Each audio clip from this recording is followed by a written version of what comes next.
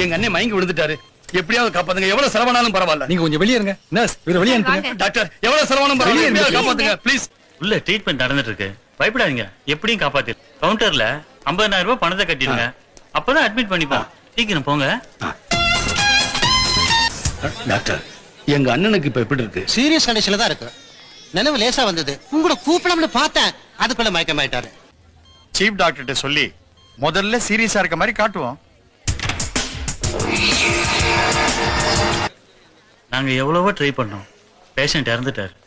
Doctor கிட்டயும் வக்கீல் கிட்டயும் பொய் சொல்லக்கூடாதுன்னு சொல்லுவாங்க. ஆனா உங்க 2 பேர்கிட்டயும் சொல்லக்கூடாது இன்னொன்னு இருக்கு. எவ்வளவு செலவானாலும் பரவாயில்ல, எப்படியாவது காப்பாத்துங்கன்னு. அத மட்டும் சொல்லிட்டா போதுமே. புரியல? செத்து போயிட்டான்னு கவர்மெண்ட்லயே சர்டிபிகேட் கொடுத்த ஒரு பணத்துக்கு 8 மணி நேரம் வைத்தியம் பார்த்திருக்கீங்க. அதுக்கு உண்டான ஆதாரம் என் கையில இருக்கு.